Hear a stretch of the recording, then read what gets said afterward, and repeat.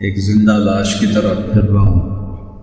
تھوڑی دیر کے لیے دل بہل جاتا ہے، پھر وہ آنکھوں کے سامنے آ جاتا ہے. اس موقع پر کچھ لوگوں نے بہت منفی کردار ادا کیا اور سوشل میڈیا پہ کیا کیا میرے ملک کے انسانیت ہی بھول گیا ہے.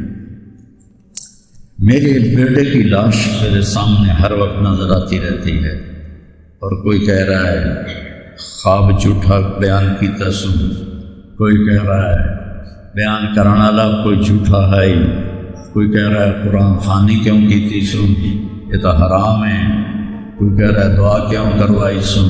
سارا حلال حرام ایتھے ہی رہ گیا، اور صرف لائک لینے کے لیے جھوٹی خبر، چند پیسے اکٹھے کرنے کے لیے. ارے دل ہی تو ہے نہ سنگو کشت، درد سے بھرنا آئے کیوں، اور تم مجھے اور رلا رہے. شرم ہی نہیں ہوتی تم کم وقتاً جار تکے یا سستی شہرت لینے واسطے. شکر ہے بہت لوگوں نے تعزیت کی، لیکن اس موقع پر کچھ لوگوں نے بہت منفی کردار ادا کیا. میں ایک جوان بیٹے کی میت اٹھا رہا ہوں اور اس کو قبر میں اتار رہا ہوں، اور سوشل میڈیا پہ کیا کیا میرے ملک کے انسانیت ہی بھول گیا. اسلام کو پتہ نہیں کیا بنا دیا ہے. اسلام تو آتا ہے جب نبی کی زندگی سامنے ہوتی ہے.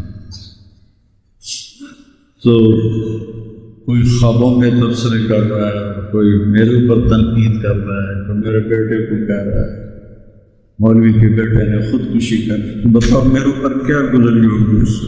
حضرت عامر ابن عبسہ سے پوچھا یا رسول اللہ سب سے اعلیٰ درجے کا اسلام کیا ہے؟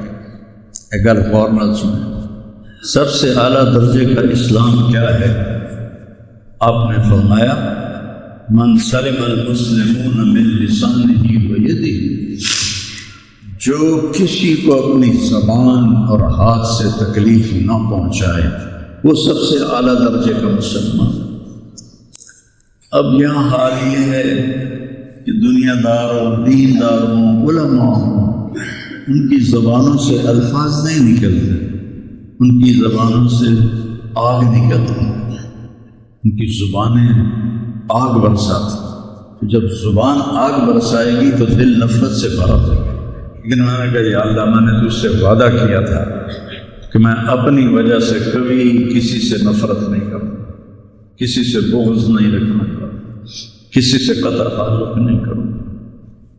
آج مجھے یہ وعدہ پورا کرنے میں زور لگانا پڑ رہا ہے کہ ایک طرف مجھے اپنے بیٹے کی لاش نظر آتی ہے، ایک طرف ان نادانوں کے تبصرے نظر آتے ہیں. میں کسی کا نام نہیں لیتا، بڑا بڑا سوشل میڈیا اور اتنی جھوٹی خبریں، اتنی جھوٹی خبریں، اتنی جھوٹی.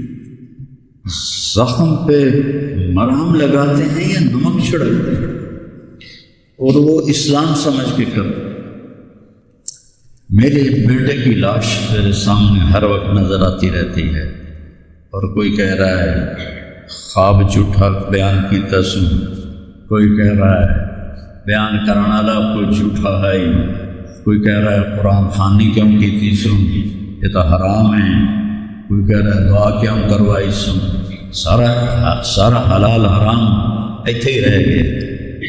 ایک زخمی باپ کے زخم پر کھمبا رکھنے کی بجائے میں نے بڑے انسان زندگی میں صدمے دیکھتا ہے، ناگواریاں دیکھتا ہے. میں نے بڑی بڑی ناگواریاں دیکھی، لیکن عاصم کی ناگواری عاصمنا انسا کما ذر شارق وما ناہ عمر الحمام المتوقع عاصم قلبی کل یوم ولیلۃ فی لیک بما تخفی النفوس معلق. حضرت عبداللہ بن ابو بکر کے اشعار ہیں کہ میں نے تھوڑی تبدیلی کے ساتھ آپ کو ذکر کیے ہیں. اے عاصم، جب تک سورج چمکتا رہے گا تیری یاد میرے اندر تازہ ہوتی رہے گی. میں تمہیں کبھی بھلا نہ پاؤں گا۔ اے عاصم، دن ہو یا رات ہو، تیری یادوں سے میرا بسیرا ہوتا ہے۔ میرا دل تجھ میں دن میں بھی اٹکا ہوا ہے، رات کو بھی اٹکا ہوا ہے۔ یہ اس وقت میری حالت ہے۔ تو میں اس کانپتے ہاتھ کو دیکھتا ہوں، پھر یہ شعر پڑھتا ہوں، ترکت ابا کا مبعشت نہیں، تو نے کس حال میں باپ کو چھوڑا کہ اس کے ہاتھ کانپ رہے ہیں، وَأُمُّكَ لَا تُصِيبُ لَهَا شَرَابًا، اور تیری ماں کا سینہ اتنا ٹوٹ گیا ہے کہ اس کے اندر پانی بھی نہیں جا رہا، جو سب سے آسانی سے چلا جاتا ہے۔ یہ کیفیت اور ماں باپ کی۔ اور کوئی مولانا اٹھ کے تبصرے کر رہا ہو، کوئی مفکر اٹھ کے تبصرے کر رہا ہو، بتاؤ میرے پر کیا گزری؟ اس لیے میرے نبی نے فرمایا کہ زبان کو روکنا ساری شریعت کا خلاصہ۔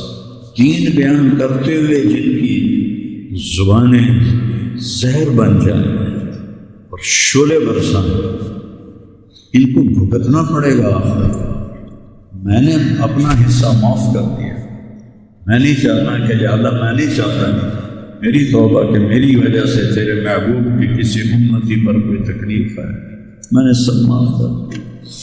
لیکن اللہ کا نظام تو چلتا ہے، اور صرف لائک لینے کے لیے، جھوٹی خبر، چند پیسے اکٹھے کرنے کے لیے وہ یہ نہیں جانتے کہ ایک باپ کا زخمی جگر اور کتنے زخم گہرے ہو جائیں گے تمہارے چند پیسوں کے لالچ، اور کرنے کو کوئی باتیں ہیں نہیں۔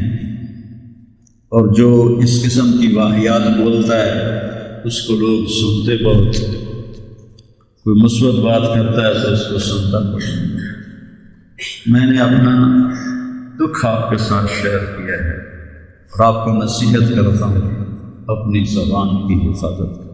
میرے نبی نے کبھی ممبر پہ کھڑے ہو کر کسی کو برا بھلا نہیں کہا، عبداللہ بن ابی کو بھی برا بھلا نہیں کہا، مجلس میں بیٹھ کر کسی کو برا نہیں کہا، اور تو یہ کرتا ہے، مرتے دم تک آپ نے یہ کسی کو نہیں کہا۔ کسی کی کمی بھی دیکھی تو نظریں جھکا لی، اس کی کمی کو اچھالا نہیں۔ ہمارے ہاں، ہمارے خطیبوں کے ہاں یہ دین بن چکا کہ ان کے سامنے میرے نبی کی سیرت نہیں ہے تو میں آپ کے سامنے ہاتھ جوڑتا ہوں۔ ویسے بھی کسی کو اپنی زبان سے دکھ نہ دیا کر، چہ جائے ایک جوان بیٹے کی موت کا غم لیے ایک زندہ لاش پھر رہی ہو اور اس کو پتھر مارے جائیں اور اس پر اپنے غصے کو نکالا جائے، بڑے دکھ کی بات ہے، بڑے درد کی بات۔ یہ ہماری قوم کی گراوٹ کی انتہا ہے، گراوٹ کی میں تو اس وقت پاگل تھا جہاں سے مجھے کسی نے جھوٹا خواب بھی سنایا تو میں نے تسلی لی کہ شکر ہے میرا بیٹا، جوان بیٹے کو اللہ نہ تو اٹھاون دے ویلا دکھا، اللہ تو اٹھاون دا ویلا نہ دکھا۔ تو جو تار سے نکلی ہے وہ تو ان سب نے سنی ہے، جو ساز پہ بھی گزری ہے وہ کس دن کو پتا ہے۔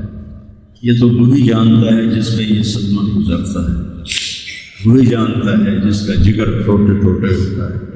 اور ان کو کیا پتا کہ اولاد، جوان اولاد اور میرا بچہ یہ اتنا نیک تھا، کبھی غیبت نہیں کرتا تھا، کبھی غیبت نہیں کرتا، کسی سے نفرت نہیں کرتا تھا، کسی کی غیبت کرنے نہیں دیتا تھا، کسی کی برائی کرنے نہیں دیتا تھا۔ اس کی آپ بات سنو کہ یا اللہ جن جن لوگوں نے پاکستان کو لوٹا ہے اس میں جتنا میرا حصہ لوٹا ہے میں نے سب کو معاف کیا۔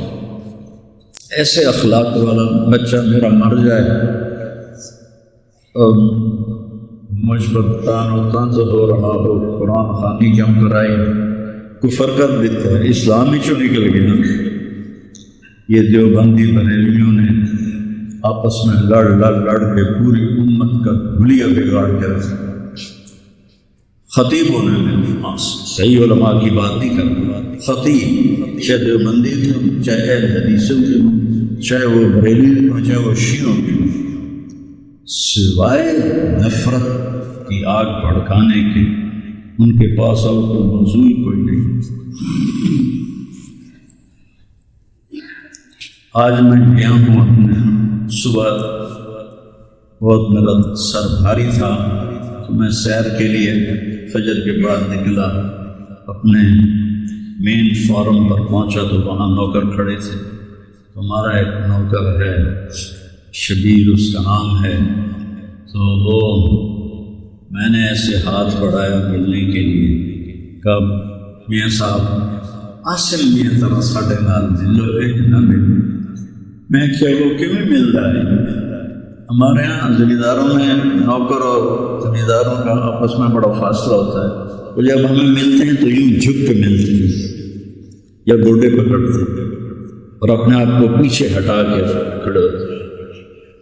تو شبو نے کہا جی ہم میاں صاحب سے ملتے تھے ایسے ہی جی میں ساڑھے نال ملتے تھے، تو وہ کہتے ہیں یار تم لوگوں کو تو ملنے کا طریقہ ہی نہیں آتا، ہاتھ کھولو۔ ان کے ہاتھ کھلوا کے ان پہ ٹپا ڈالتا تھا اور ان کے کپڑوں پہ مٹی لگی۔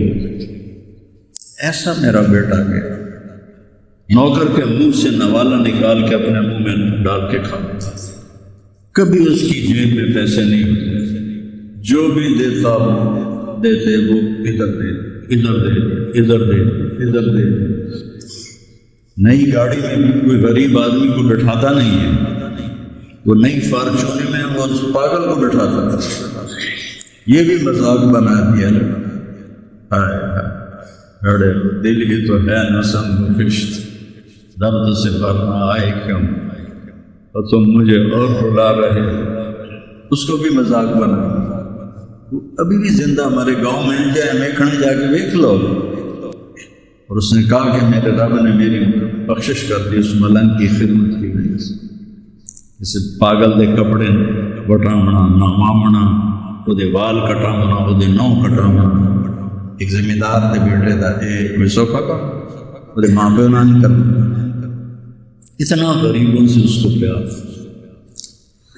اور سخاوت کوٹ کوٹ کے بھری تھی، اور نوکروں کو بھی بھائی کہہ کر بلاتے۔ ہم لوگ بلاتے ہیں اوے اے دیا، ہمارے جو ہم نے اپنے والدین کو دیکھا، چاچے تائے باپے دیکھا، اوے برا کہتا بھائی ادھر آئیے، یہ وجہ ہیرا بندے دا کھڑی جائے کیا بس شرم ہی نہیں ہوتی، کم وقتاً چار ٹکے یا سستی شہرت لین واسطے